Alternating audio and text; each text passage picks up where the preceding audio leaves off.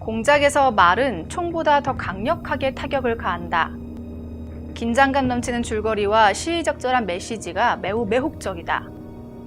실화를 바탕으로 강렬한 서스펜스와 미스터리가 더해져 공작은 영화사 속 진주라 해도 손색이 없을 정도다.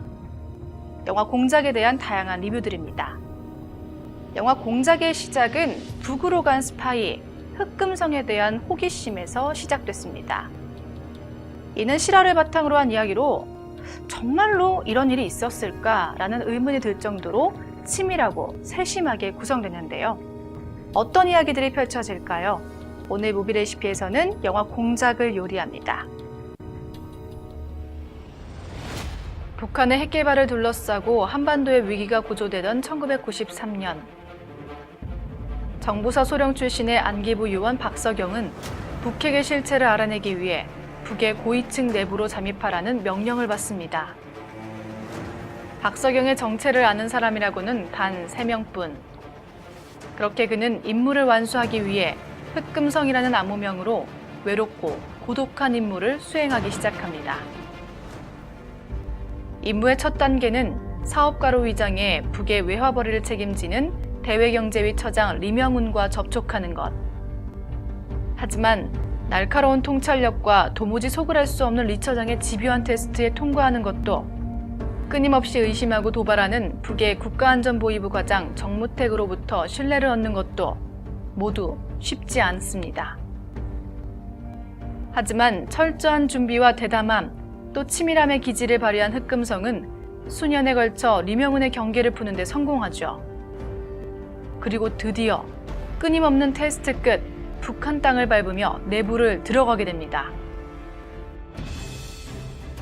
영화 공작을 눈여겨볼 이유는 한국형 첩보 영화이기 때문입니다. 보통 첩보 영화라고 하면 화려한 액션과 숨가쁜 추격전, 화려한 신무기들의 향연을 떠올리기 십상이죠. 하지만 공작에서는 이 당연한 모습 대신 치열한 심리전을 담았습니다. 상대방의 눈빛, 숨소리, 얼굴 근육 하나까지 모두 파악해야 하는 박석영 역의 황정민과 그를 판단해야 하는 리명운의 이성민 사이의 긴장감은 매 순간 짜릿하게 만들어주고, 또 긴장이 풀릴 때쯤 또 다른 위기를 가지고 오는 정무택 역의 주지우는 새로운 심리전을 형성하죠. 절제미 속 살아가는 그들의 심리전, 영화의 가장 포인트라고 할 수 있습니다. 내용을 계속 살펴보죠. 어려움 끝 몇 년 만에 북한 땅을 밟게 된 흑금성. 그는 어떤 방법으로 북한 수뇌부를 잠입하고 북핵의 실체를 알아낼까요? 북한에 돈을 벌어다 줘야 하는 동시에 북핵의 실체를 알아내야 하는 흑금성. 그 어려운 임무에도 흑금성은 한 단계 한 단계 앞으로 나아갑니다. 그리고 북한에서 남북 최초 합동 광고를 찍자고 제안하죠. 광고를 찍기 위해 기업을 유치하고 촬영 장소를 탐색한다는 목적으로 북한 내부를 자유롭게 다닐 수 있으며 남과 북의 평화를 보여주기도 하는 많은 수가 섞인 제안. 하지만 역시나 리명운은 쉽게 결정하지 못하고 기다리고 있으라는 말을 남긴 채 북으로 향합니다.